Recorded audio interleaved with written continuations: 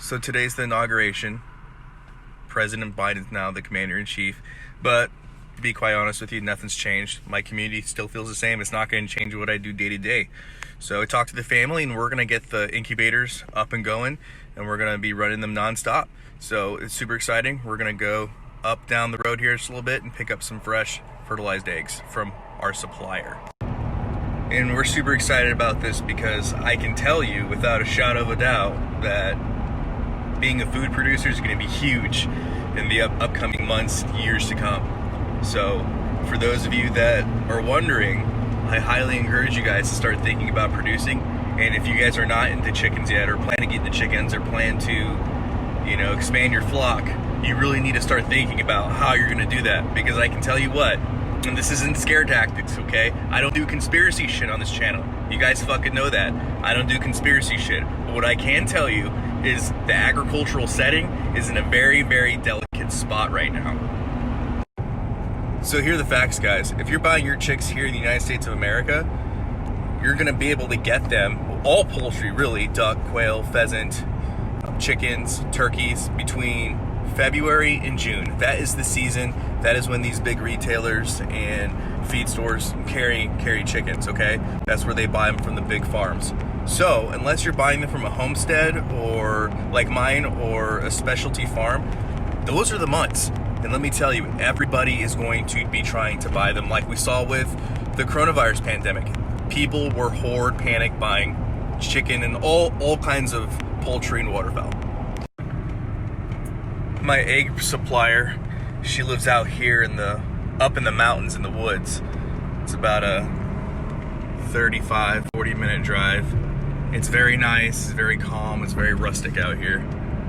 And best above all, how she does everything is 100% sustainable, 100% holistic, pasture-raised, organic. I mean, she really has this down to a science. There we go. We got 4 dozen pasture-raised, fertilized eggs, all different colors. They look great, clean, immaculate. They're gonna go straight in our incubators. Very nice. And in case you guys had any question as to the type of people politically that live out here, I think that should explain it all for itself. Yes, that is a Trump sign with coyote pelts on it. Oh man, this place really embodies long live the Republic, I'll tell you that much. So here we go, guys. The eggs have been sanitized. They're on the rack, egg rack. Now we're gonna put it in our incubator and get this process started. And there we have it. We got the incubators going, and they'll be going continuously probably till fall.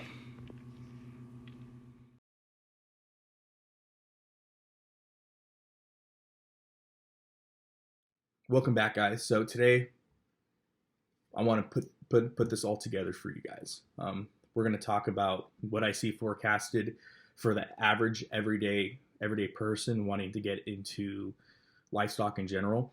And I'm going to talk about a lot of things, and I just want to premise this was we don't talk about conspiracies here. We don't do fear porn here. We don't do any of that tinfoil hat garbage. If you want to listen to that shit, you go to Monkeyworks. Fucking, if you want to be lied to, go to Monkeyworks and all those other channels. Here, we don't do that. We talk about nothing but facts, and nothing that I will not present anything to you that is not empirically backed. Everything we're going to be discussing today is going to be empirically backed, and I know it's going to cause maybe some of you guys to feel overwhelmed, for some of you guys to feel stressed, and I don't want you to feel that way, okay? I'm just expressing how I feel and what I'm doing and what I'm seeing, and like I said, everything that I'm going to state today is going to be factually based. I don't do, like I said, I don't do that tinfoil hat bullshit. Not in this channel. We stick with the facts here, okay? And so what I'm looking at, and like I did in many other videos, and every video that you watch, what I'm forecasting for 2021 and what we are going to be doing here on this homestead is we are really needing to push the sustainability model. We really need to get out of dependence on big agriculture in general, because it is very volatile right now.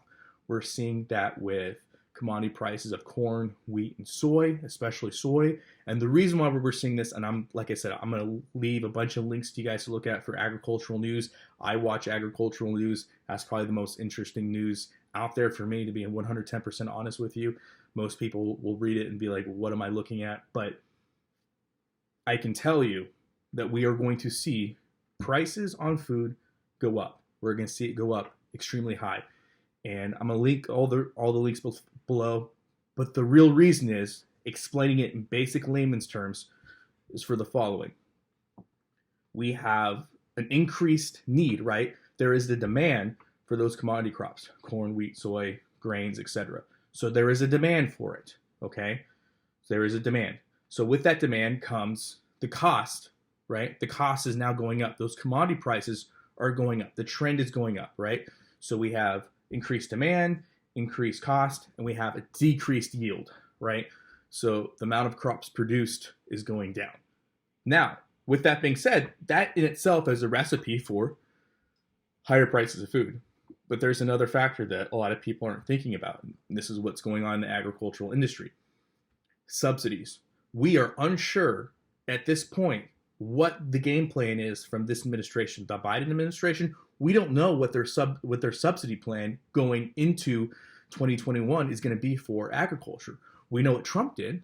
We know Trump dumped over $30 billion in subsidies, okay? That's a fact. And that's on top of whatever subsidies they were already going to be allocated in general, right? So we know Trump dumped money into big agriculture. And we still saw prices rise on food. We still saw food prices go up. That's just what it is. That's the truth. You guys saw it with your own eyes. All the links in the description box below. So we have increased demand, increased commodity prices, decreased yield, and now we have an unsure precedence of how much food's going to be subsidized, right? And let's say they decide that they're going to subsidize all the food. Well, that's great. That will cause prices to dip a little bit, but if the food isn't there to be distributed, if the yield is down, it doesn't matter how much you subsidize. It really doesn't. I mean, besides paying for all of it and giving it out for free, that's cool, but it has to be allocated. And who's going to be responsible for allocating those resources? Okay, and that's just the truth. So that's where we're at, and that's why it's scary. And I know a lot of people don't want to talk about the truth, but that's what we're looking at, right? I'm going to say it one more time, okay? We have increased demand, increased commodity prices, decreased yield, and uncertainty on what the government's going to subsidize. What's Biden's administration plan to subsidize big agriculture? So those are all the unknowns, right? And so with that, there's other things you got to think about. The international food market, right? India is a player, Russia is a player, the EU is a player, China's a player, and they all have their people they have to feed, and they all have their politicking they're doing behind the scenes. I'm not going to sit here and pretend like I know what that is, because it's irrelevant. I don't need to know what back deals, if any, is going on. All I need to know is increased demand, increased prices, decreased yield, unknown subsidies. And with that being said alone, even if they dump all the money into subsidizing, cool. So let's say they dump all the money. Let's say they just dump over $1 trillion into big agriculture. Great. Food prices are going to stay low. But if there's no yield to be distributed, who's going to be responsible for allocating those resources? Meaning there's going to be less of them, regardless, even if they dump all the money into it. So what can we forecast seeing? Well, last year we saw, based upon the trends and based upon what we can factually see, the chick season, and by chick season I just mean the poultry season, where you can buy chicks and stuff like that in the feed store. That season every year is between February and June. Last year we saw it in July, and that's just because they got a late start and they were able to get those shipped out. But it was a late start. Most feed stores weren't getting livestock until mid-March, right? When it usually starts early February. And so with that being said, we saw panic buying of feed, we saw panic buying of livestock, and we saw a lot of people have told me here on my channel, they weren't able to get into chickens. At least they weren't able to do it at a reasonable price. That's understandable. When people are selling chickens for 15, 20 bucks a pop, chicks at that price is kind of hard to get in. And then you're talking about infrastructure costs, and then you're talking about feed costs and everything else. It's not, it's not very user-friendly. There's a rush on the feed stores, right? So we saw that was the case. We saw there was egg shortages. We saw hyperinflated prices on eggs, right? So knowing that that's a reality, and knowing that people are concerned about everything from economics, politics, and just where their next meal is going to come from, I'm going to forecast that at a minimum, if we stay status quo, we're going to see feed prices rise, because we already are. An all flock raiser that I usually buy for my quail, for example, I can get a 50-pound bag for anywhere between 25, 22 to $25. Just say $25. Well, now that price has gone up to $28 to $30 a bag, 50-pound bag, right? And so if I'm just taking the current trends of 1 year, food prices have gone up on certain feed anywhere between $3 to $5 a bag, okay? And so we can expect those prices to go up based upon what we already know is happening in the agricultural sector. So feed prices are going to go up. Well, when feed prices go up for the average homesteader or farmer, whoever, prices of animals go up, right? So while a lot of people have been happy to buy chicks at, back in the good old days, right, $1 a piece, $1.50 a piece. Well, this last year, I saw chickens going for $3, $3.50, even $4 for, different kinds of chickens, whether they be Buff Orringtons, Astrolarbs, or whatever, right? So, and turkeys, for example, $15 a pop last year. And that was like $15.99. Like, that was a good price, right? So what I'm saying is, we are already going to see food prices go up, because they're already going up, which means you're going to have that cost go on the animals, and you're going to see price of livestock go up. And you're going to see people eating that cost and panic buying them, like we saw last year. So if you're trying to get into chickens this year, you expect to see increased feed prices, right? And expect to see increased prices on livestock, and expect both feed and livestock to be unavailable possibly in your area. And it's going to vary area to area, but I can tell you here, I can already see, feed prices go up, and I can already see feed that I normally get not be available. Right? And so, as we all know, especially in small towns, if you know your feed store person, chances are most of us, we know what we get. And when we go to the feed store, we go there because we know our food's there, because it's been ordered for us, right? So I already know when I can go to the feed store, since they order the food that I want, and they order it for, people that have orders already in. I already know when I go in, my feed's in the back store on a pallet. I already know that. But for the average person that isn't in this industry, you go into the store, and what you can see is what you can see and what you can get, okay? And so I expect that this trend that we're currently on is going to increase, right? And let's say it doesn't increase, which I don't see that happening, but let's say it just stays the same. You're still going to be paying premium compared to what we were paying last year, and certainly what we were paying the year before. So that's something to keep in mind. What I'm doing here is 100% pushing towards sustainability, right?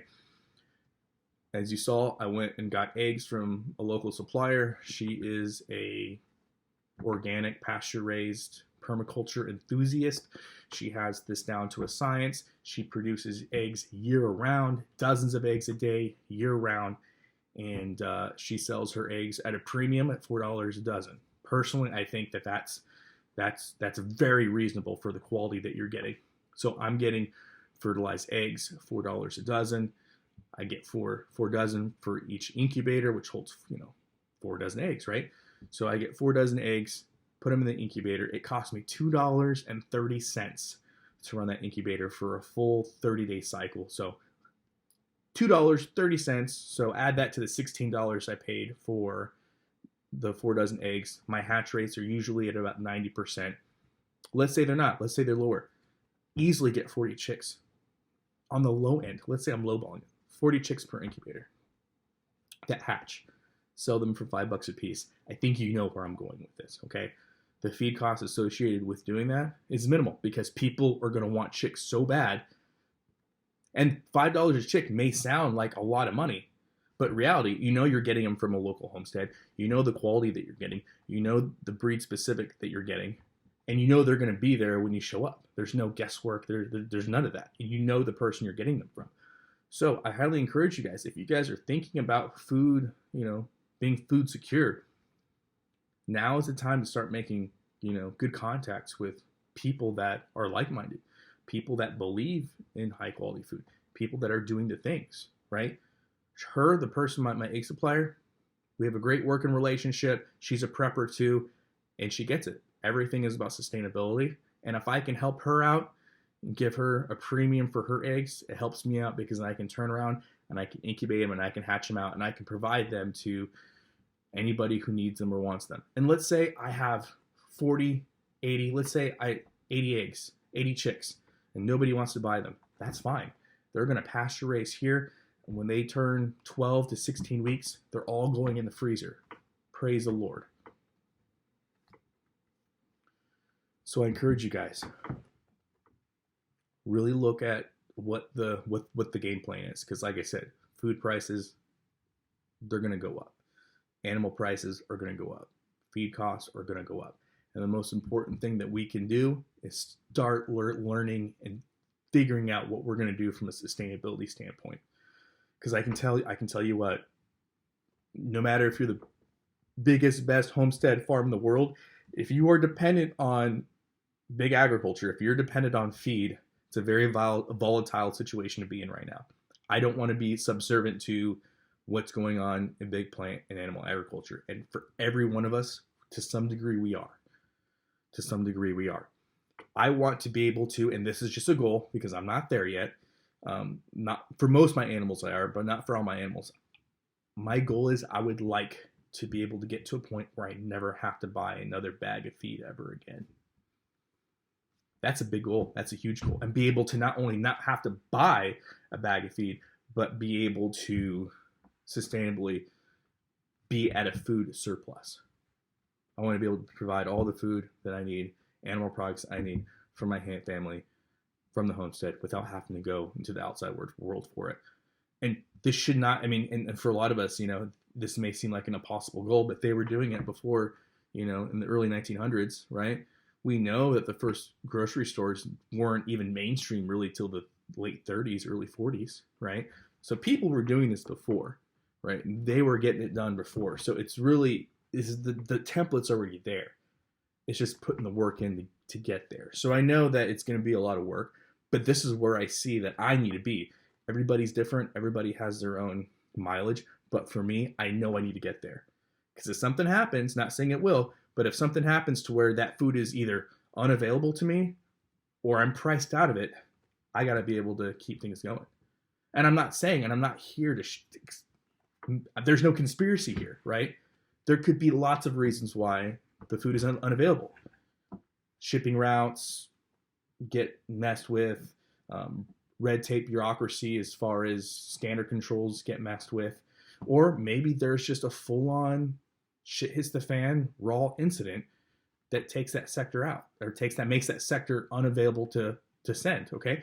But let's say everything's going well. But let's say the powers that be, the backroom conversations that I'm not privy to, that I don't care about, prices me out of the market, right? Let's say I just can't afford, you know, because realistically, I can't afford $35 a bag of feed. I just can't. So let's say I get priced, and that's not going to take much because the bag's already at 30, right? $35 a bag, that's going to price me out. So if I get priced out, and we're just $5 away from getting priced out, how am I going to keep things going? Well, I can sit here and I can pretend like, you know, I can sit here and be sad and I can be depressed and I can be, you know, doom and gloom, or I can say, okay, this is a possibility. I am $5 away from being priced out of being able to feed my quail or chickens on commercial feed. I'm priced out. What do I do? Right? And that's the conversations I'm having currently. Because that could happen tomorrow, right? I could be priced out tomorrow, or maybe I won't be priced out for a few years. Maybe they find a way to keep those prices at a manageable price. I don't know. I don't know what that looks like. I don't know if that's even a reality.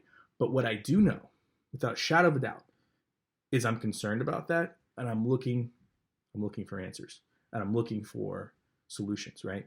So if you guys are, and I know this might seem overwhelming because, you know, people, you know, they watch my channel, they're like, well, you already have all the animals. It's an ongoing thing. It's an ongoing journey. So for those of you looking to get into livestock, I'd say do it while you can. Get into while you can. Don't break the bank over it. There's lots of ways that you can get into rabbits, chicken, quail. Like I said, if I had any recommendations, if you can get them from the feed store and they're available in your area, great. If not, Start looking at the local homesteads, start looking at the local farms, strike a conversation up, see what can be done. Not everything has to be done for, not everything is just money, right? There's lots of things that can be done. See if you can barter. There's lots of things that can be done to get started, right? But at the end of the day, even if you do get the animals, I really highly encourage start looking at your sustainability options for what if I can't depend on the feed store. And like I said, that could be because the food's just not available or you get priced out. Because I'll be 100% honest with you, I'm not a rich guy. Another $5, I'm priced out. Even if I wanted to, I'm priced out. So stay along for the journey because I'm going to be doing this journey with you guys. I'll be showing you how I'm going to decrease feed costs. Like I said, the quail are the biggest feed costs that I have because they are 100% reliant on commercial feed. The chickens and ducks, not so much. Majority of what they do is foraging.